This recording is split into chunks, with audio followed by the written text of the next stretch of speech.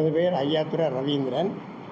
நான் தையிட்டிய பிறப்படாக கொண்டவன். விகாரைக்கு முன்னால் வசித்து வந்தேன். எனக்கு அந்த முழு விவரங்களும் அதில் எனக்கு தெரிந்தபடியால் நான் அதை பற்றி உங்களுக்கு சில விஷயங்களை சொல்ல வேண்டியிருக்கிற சொல்வேன். எங்களுடைய அந்த தையிட்டியை பொறுத்தளவில் நாங்கள் எல்லோரும் 1990ஆம் ஆண்டு யுத்த நடவடிக்கை காரணமாக எல்லோரும் இடம்பெயர்ந்து போயிட்டோம். நான் பிறந்த எங்கள் கிட்டத்தட்ட போய்ட்டு 70 வயது. கிட்டத்தட்ட நான் அந்த பிறந்த காலத்தில் இருந்து அந்த எங்களோட வீட்டுக்கு முன்னால் ஒரு 20 பரப்பு காணியில் ஒரு ஒரு ஒரு விகாரை ஒன்று இருந்தது. விகாரைன்னு சொல்ல போனால் ஒரு நாங்கள் சொல்கிற புத்த கோயில் என்று சொல்கிறது. புத்த கோயில் ஒன்று அந்த இடத்துல அந்த 20 பரப்பு காணியில் இடிபட்ட நிலையில் இருந்தது.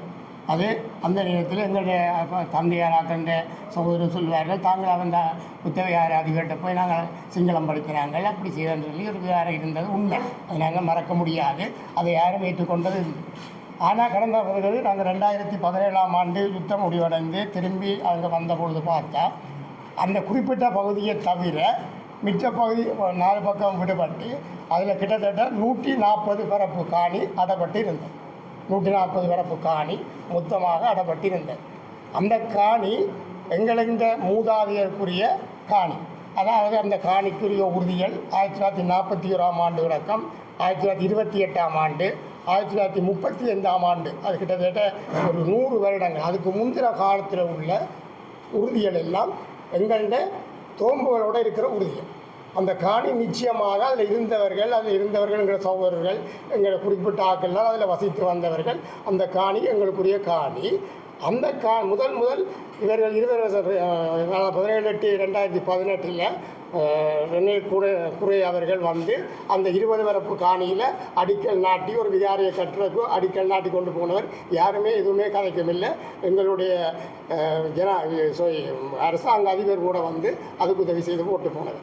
பிறகு ஒரு குறிப்பிட்ட காலம் கூட 2021ஆம் ஆண்டு அந்த நிலத்தில் போட்டப்பட்ட இதை தவிர்த்து அடுத்த எங்கள் இந்தியாவில் கொல்லப்பட்ட 140 பரப்பு விகாரம் வைக்கப்பட்டு அந்த நேரத்தில் அதுக்கு இல்லை, அது கொரோனா பீரியட் டைம், ஒரு தினம் வர முடியாது, போக முடியாது. அதை விட மேலதிகமாக இடங்களை அடைத்து அது என்ன நடக்குதுன்னு தெரியாது. அதை விட ஒரு ஹை செக்யூரிட்டி சோன், அது ஒரு உயர் பாதுகாப்பு வழியாக கருதப்பட்ட வரையால் அதுக்கு என்ன நடக்குதுன்னு தெரியாது. அதுக்கு திடீரென்று கட்டிடம் கட்டப்பட்டு ஒரு பெரிய விகாரம் கட்டப்பட்டு அந்த விகாரம் கட்டப்பட்ட காணி முழுக்க அது எங்களுடைய மூதாதையருடைய எங்களுக்கு உரித்தான காணிக்கு கட்டப்பட்டிருக்கு. இதுதான் உண்மையான விவரம். இதில் எந்த விதமான மாற்று கருத்துகளும் கிடையாது. இதை நாங்கள் பல தடவைகள் அரசாங்க அதிபருக்கு சொல்லியிருக்கிறோம். ஒருங்கிணைப்பு கூட்டங்களில் இதுக்கு மறுப்பு தெரிவிக்கிறோம். எல்லாருமே இது ஒத்துக்கொண்டு இது உங்களுக்குரிய காணி நாங்கள் ஒத்துக்கொள்கிறோம் என்று அவருக்கு எங்களுக்கு சொல்லி அவர் அந்த விகார அதிபதியோட காய்ச்ச பொழுது அவர் சொன்னார், நான் உங்களுக்கு காணியை விடுவோம், குறிப்பிட்ட காலத்தில் உங்களுக்கு இந்த காணியை நாங்கள் விட்டு தருவேன், நீங்கள் பிரச்சனை கொண்டு போக வேண்டாம், கொள்ள வேண்டாம் என்று நாங்கள் ஒரு குறிப்பிட்ட 2 வருடங்களுக்கு மேலாக காணி விடுபடும் என்று இருந்து காணி விடுபடையில். இதுதான் இது நடந்த உண்மையான சம்பவம்.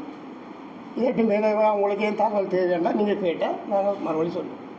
அதுக்குரிய ஆவணங்கள் உங்களுக்கு தேவையானாலும் நாங்கள் காட்டுறதுக்கு தயார். இந்த இடம் எல்லா டாக்குமெண்ட்ஸும் இருக்குது. எத்தனையாம் ஆண்டு 1920ஆம் ஆண்டு இதில் குறிக்கப்பட்டிருக்கு. கிட்டத்தட்ட 28ஆம் ஆண்டு தோம்புடன் கிடக்கணும். எங்களுக்கு எழுதப்பட்ட ஒவ்வொரு உறுதிகளும் வந்து ஆனால் இப்போ எழுதுகிறவங்களோ சொல்கிறாமல் எழுதப்பட்டாலும் அது குறிக்கப்பட்ட அதில் 1923ஆம் ஆண்டு 24ஆம் ஆண்டு கிட்டத்தட்ட 100 வருஷங்களுக்கு இலங்கை சுதந்திரம் அடைகிறதுக்கு முன்னமே அது எங்களுக்குரிய காணியாக கருதப்பட்டது. நன்றியா கேள்வியை கேள்வி.